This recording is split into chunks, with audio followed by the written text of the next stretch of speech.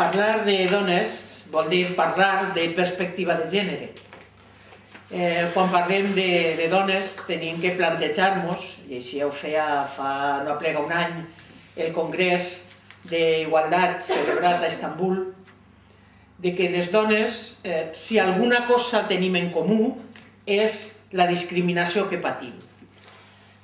Eixe llenguatge que nega el saber essencial de les dones, que produeix la nostra intent d'invisibilitat, que genera un llenguatge que ens margina però al mateix temps ens invisibilitza, és algo que afecta a les dones del sud globalitzat, del nord globalitzat, encara que de diversa manera. Perquè les dones, malgrat eixes tics de totes les dones són iguals, les dones som diverses. I en cada un dels llocs on vivim patim aquest nivell de discriminació d'una manera diferenciada. La discriminació, el mateix que la ideologia patriarcal, s'assenta al llarg dels segles, al llarg dels anys. I, igual que en l'antiga Roma, en el Lacio, se li trencava els dents a les dones que malparlaven dels seus homes, i no mai al contrari. En l'edat mitjana, les detentadores del saber, les sanadores, han aplegat als nostres temps com les bruixes que havia que cremar perquè tenien un coneixement que no acceptava la religió a l'ús.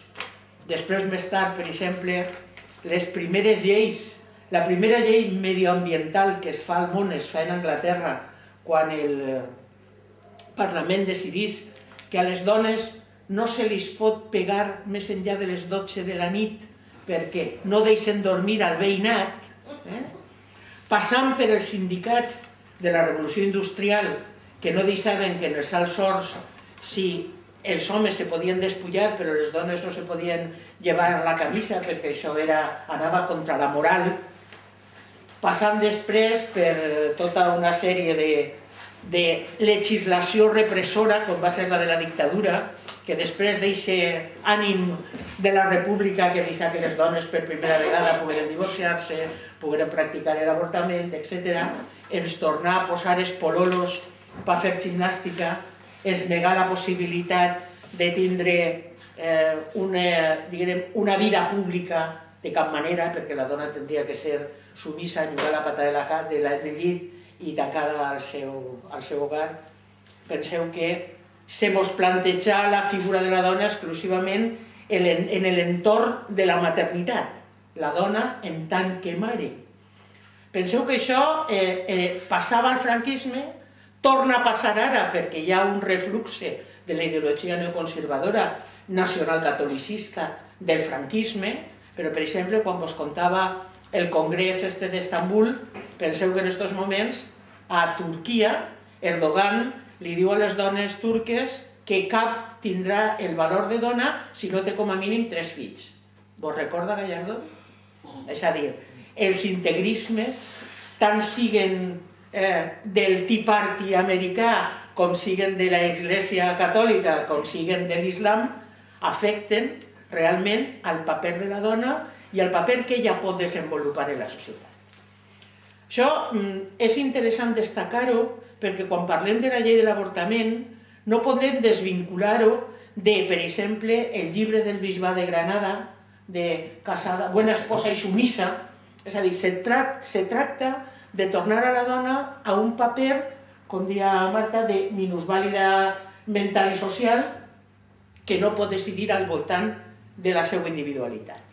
Jo recordo quan jo era jove, perquè les dones més majors això tenim una certa història, que jo estava treballant en un institut, era professora d'institut, tenia un salari, i vaig anar, me va dir un amic, escolta, que m'estic comprant una cosa, tu no vindries a demanar un préstec? I jo vaig dir, doncs vale. I vaig anar al banc i el del banc me va dir, té vostè el permís del seu home? I jo vaig dir, com? El permís del meu home per a la meva nòmina avalar a un company que volia comprar-se un sofà? Era una cosa absolutament irrisòria, però això ho hem patit. Doncs bé, aquesta situació de dependència, de submissió absoluta del baró, en aquests moments és el que està intentant de nou la dreta radical que ens governa, perquè no són centre-dreta, són dreta radical i a més amb una concepció religiosa que és respectable quan és individual, però és rebutjable quan intenten fer d'aquesta ascripció religiosa ideològica un constructe necessari per al col·lectiu social.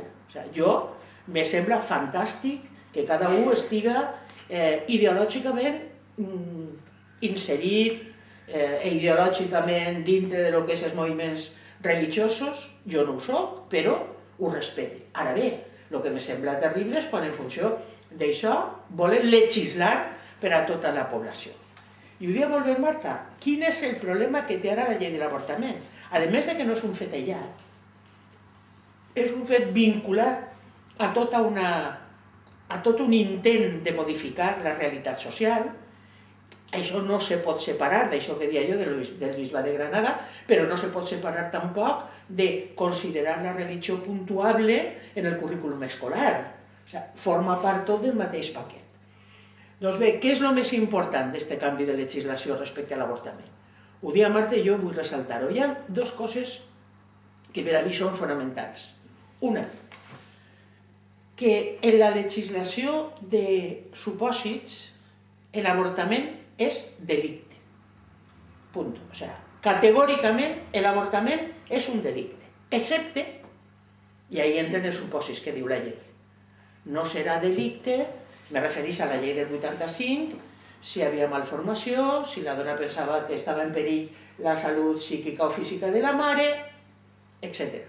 Però, en definitiva, tu tenies que provar que estaves dintre d'aquestes caixetes que eren excepcions. En principi, el que se suposava era, i jo he assistit en aquell moment a ginecòlegs i a sanitaris que eren denunciats per les associacions pro-vida perquè diuen que l'avortament que s'havia fet pel que feia aquesta dona no formava part de les excepcions que marcava la llei. I els jutges podien demanar-te 14 anys de càrcel, com va passar-li a Paco Valero, que és un ginecòleg d'Esquerra Unida, conegut, que practica de sempre, té una clínica, la d'ella, on practica, fa interrupcions voluntàries de l'embaràs, des que jo era xicoteta ja tinc uns quants anys. És a dir, tot és un delicte i tu tenies que provar que en el teu cas no ho era. Nosaltres sempre hem apostat des d'Esquerra Unida per la llei de terminis. Per què? Perquè és donar-li la volta. La llei de terminis diu l'avortament no és delicte. En cap cas. Excepte, és al contrari, se'n doneu compte, o sigui, tenen que demostrar que és delicte. En quins casos és delicte? I nosaltres això ho avalem. En el cas que es faça en contra de la voluntat de la dona i en el cas dels avortaments blancs, que són aquells que es fan per una qüestió de salut laboral, de males pràctiques laborals, per exemple, la utilització de determinats productes fitosanitaris en el camp.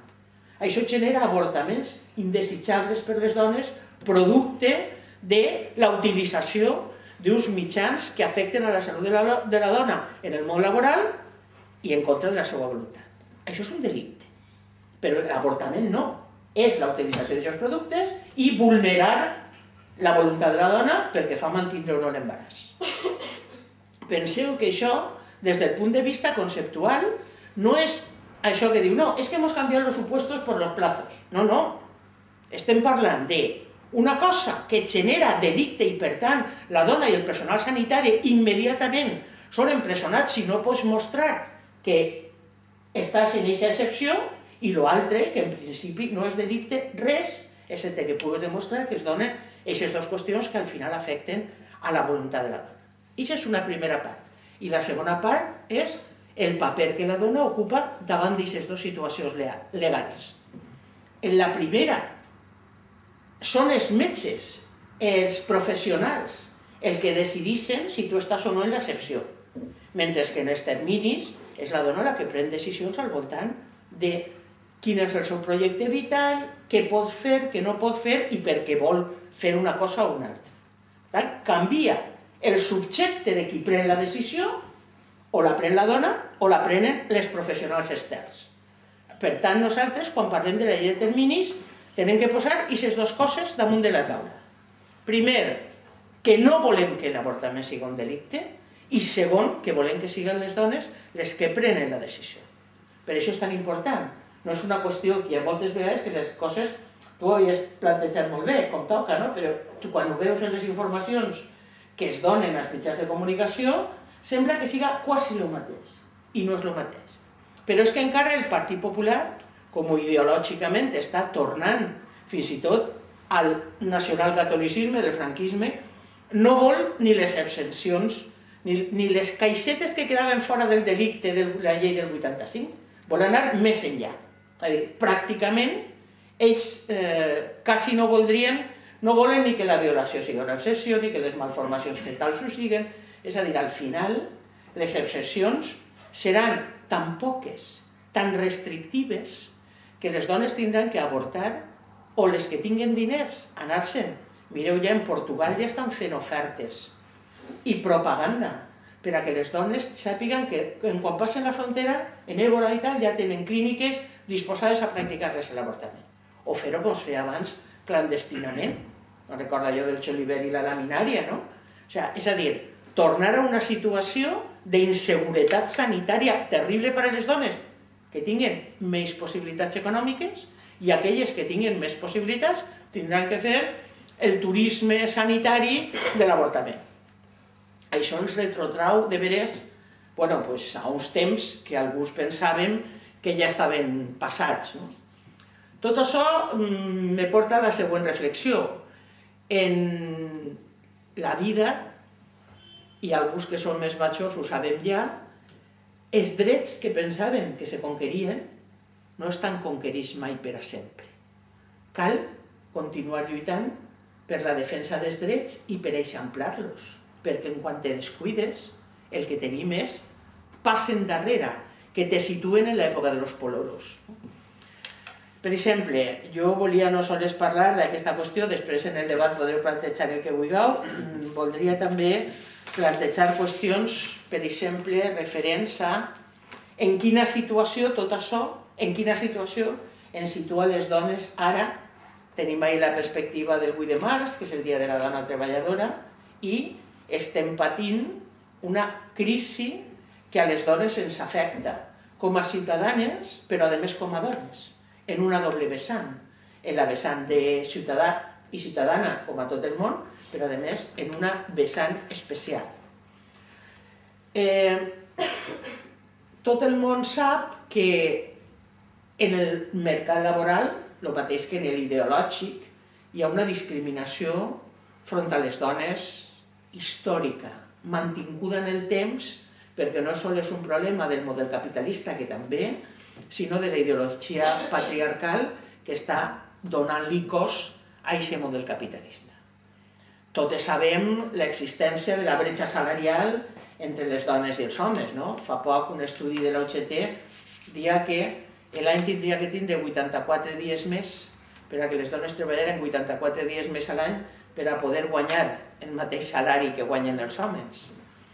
Però penseu que aquesta bretxa salarial és també diversa. No és la mateixa la bretxa salarial dels executius que dels joves, que de les persones majors, que de les persones més majors encara que de la gent en precari. Cada vegada que hi ha unes condicions laborals pitjor, la bretxa salarial és més gran. Entre les dones que estan al voltant dels 60 anys, la bretxa salarial dels homes és molt més gran que entre els joves. I entre la gent que ocupa els llocs de treball temporal, precari, etc., també la bretxa salarial és major. Sempre, a més, penseu que la crisi afecta en major mesura a la gent que està en pitjor situació dintre del mercat laboral. Ens trobàvem això, i ens trobàvem habitualment també en això que es deia la discriminació, la segmentació horitzontal i la vertical. Si en teníem al mercat laboral, veiem, per exemple, que dintre de lo que era la representació de les dones en els diferents sectors laborals, això que es diu la discriminació horitzontal, es trobàvem, per exemple, que mentre els homes tenien més presència en diferents tipus de treball o nichos laborals, les dones tenim una presència molt més reduïda, molt més segmentada en diferents sectors. Poso un exemple. En la construcció, les dones són testimonials, no existim. En el sector de la indústria, les dones, en el millor dels casos, no passem del 25%. Pel contrari, en el sector serveis estem fonamentalment anclades en aquest sector. En el cas de l'ensenyament som el 61%, en el cas de la sanitat, entre els metges, per exemple, el 41%, i en el cas del personal no metge, personal sanitari no metge, som el 81%. És a dir, les dones estem presents en diferents sectors professionals de manera diversa als dels varons. Però també quan mirem la segmentació vertical es donen compte que a major nivell dintre de la mateixa professió les dones tenim menys representació. És a dir, si en l'ensenyament les dones som el 61%, quan parlem dels directors dels centres docents o dels instituts no apleguem ni el 12%. És a dir, això vegem que dintre de lo que és l'estructura vertical de aprofundiment dintre de la professió, les dones tenen també una presència menor segons s'ascendeix en aquesta piràmide professional. Què vol dir això? Doncs bé, que des del punt de vista salarial no sols hi ha una bretxa producte de que per el mateix treball cobrem diferents, sinó que dintre de la mateixa professió els homes van tenint una carrera professional que els va fent que tinguen ocupació indefinida de més llarga durada, més capacitat per a la formació permanent i, per tant, per a ocupar altres llocs de més importància. Si això ho mirem per ahí, després, per exemple, si mirem l'ocupació temporal, ens donem compte que el 46% de l'ocupació temporal la tenen les dones, mentre que l'ocupació temporal dels homes no aplega al 20%. I quan tu averigües, fas una enquesta i averigües quines són les raons d'aquesta ocupació temporal, els homes diuen perquè no puc treballar en una ocupació de més llarg horari, perquè m'estic formant, perquè estic buscant noves qualificacions, perquè en aquests moments no puc. Mires en l'estadística per què les dones trien aquesta ocupació temporal i a temps parcial i te diuen perquè ara no puc, perquè tinc que ocupar-me de la família, perquè tinc que ocupar-me dels xiquets, perquè tinc gent major o dependent al meu càrrec. Mireu que les expectatives són diferents. Doncs bé, al voltant d'aquest mercat laboral, que a més el que fa és que les dones, quan treballen més a temps parcial, més en contractes temporals, tenen menys capacitat després de tindre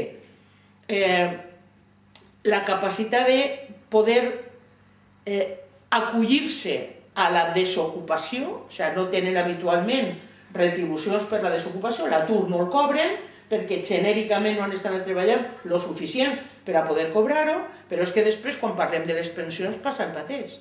Les dones han cotitzat menys i menys temps i, per tant, el que estan fent és que al final les pensions que puguen cobrar seran no contributives o contributives de les més baix nivell. Això garanteix això que es diu la feminització de la pobresa i sobretot la feminització de la pobresa entre les dones més grans. A tot això, la imatge que es projecta no correspon a això. Penseu que una de les qüestions que comentaven en una manera de violència contra les dones és la invisibilització. Quan es diu, en aquests moments hi ha vora 1 milió d'hogars que no reben cap retribució. I quan analitzes l'enquesta diu, en aquests hogars hi ha caps de família, en dones, en fills dependents i tal, però és que la major part d'aquests hogars que en aquests moments no reben cap retribució i que estan condenades a l'exclusió social són famílies monoparentals on el cap de família no és un home sinó és una dona. I això és absolutament invisible. El mateix que dia que les dones que en aquests moments estan cobrant pensions no contributives o pensions o s'han quedat viudes i estan cobrant una misèria de l'antiga pensió contributiva de l'home, això és pràcticament invisible. Dic això perquè davant d'aquest panorama ara ve la crisi des del 2007. Penseu que si al voltant de la llei d'igualtat se va produir un debat social important per a focalitzar la figura de les dones i el seu paper dintre de la societat espanyola, a partir del 2007 les dones encara s'han invisibilitzat més. perquè al principi es produeix el que els experts diuen la ironia estadística.